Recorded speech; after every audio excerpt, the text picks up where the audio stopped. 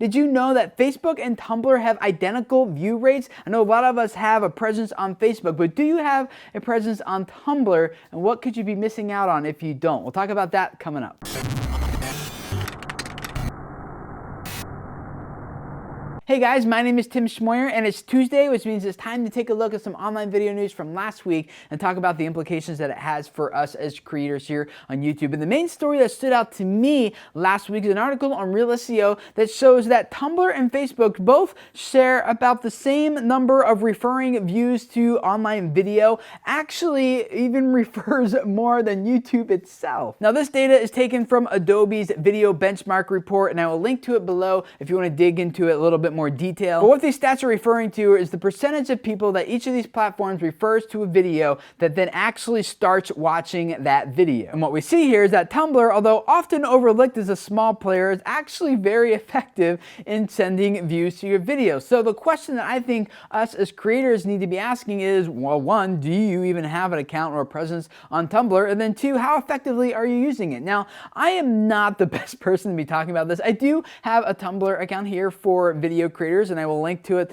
below, and I would love for any of you guys who are Tumblr users to go follow it. And it has been growing slowly over time. I'm actually kind of impressed and surprised, to be quite honest, and I use it in a couple different ways. One, I post every video that I do here. I actually just go to the share button underneath this video on YouTube and I just share it to my Tumblr account over on the video creators account over there. And then I do some things like writing some enticing text to describe the video, and then I give it some specific hashtags that people who are my target audience on Tumblr are probably browsing and searching. And it has been working. I do see that the number of views I'm getting from Tumblr is going up, but not necessarily the amount of engagement that I'm getting. So that's like a whole nother thing that I need to work on. But if Tumblr is something that's new to you, there's a couple links in the description text below that will help you get started on that to just kind of figure that whole thing out. But what I really want to hear from you guys in the comments below is those of you who have really mastered Tumblr, or at least spent a lot of time on it and have some tips, ideas, suggestions,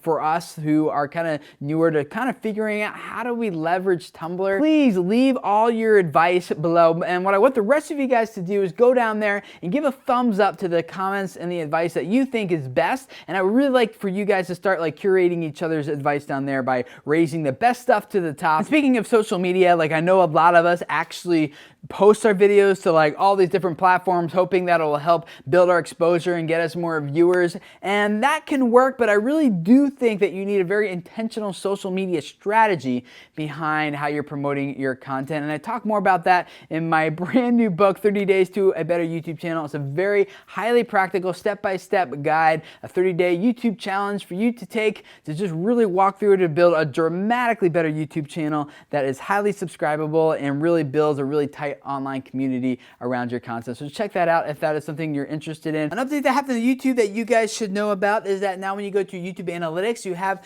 at the very top an option to compare two different videos side by side. You can give each video its own date range as well as specify which geographies you want to compare for the two videos. And then you can just dig into all your normal YouTube Analytics, just placing one video on top of the other video to see how they compare and how they are performing. It helps me really figure out what types of videos do I do that will actually make the most money. And if you guys do the same thing, you can start maybe to see a trend like, hey, when I talk about this subject or I start doing videos about that, like these attract ads with a higher CPM and I end up making more money, or maybe people are more likely to click on a video if I have this type of thumbnail that has this type of product. I don't know. You guys can start narrowing it down, but you will see hopefully some of the things that are in common with the videos that are making you the most money by using the comparison tool. And I know you guys will find plenty of other really valuable uses for this too, which I would love to hear from you guys in the comments below, how else you will use the comparison tool to really help your content perform as best as it can.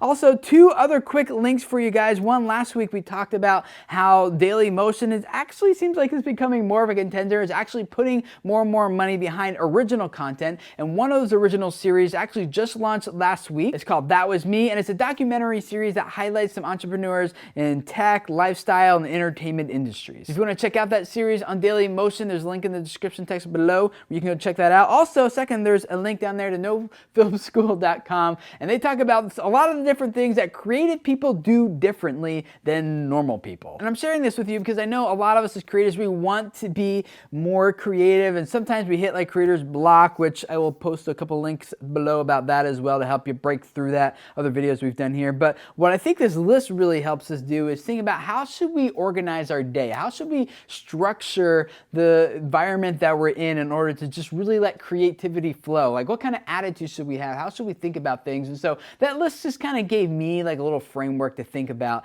as I think about like how can I be even more creative here on this channel at Video Creators. So check out that article below if that is something that is of interest to you. And if this is your first time here, I would love to have you subscribe. Every Tuesday we do what you just saw, to look at online video news, talk about what it means for us as creators. And then on Wednesdays, I give you guys some YouTube tips, ideas, suggestions, and training and things like that. And then on Thursdays, we do some YouTube Q&A with you guys where I answer just some questions that you guys have. And this Thursday, we're going to be giving you guys some recommendations for where you can connect with other YouTube creators online outside of YouTube, find collabs, ideas, support, encouragement, all that type of stuff. That's coming up on this Thursday. So subscribe. I do all of this because I really believe that a lot of you guys have messages that can really change people's lives and really make this world a better place. If the people who just need to hear what you have to say could only find and hear what you have to say. So thank you for letting me be a part of helping you guys build your audiences, growing your channels here on YouTube. Subscribe, and I will see you guys again tomorrow. Bye.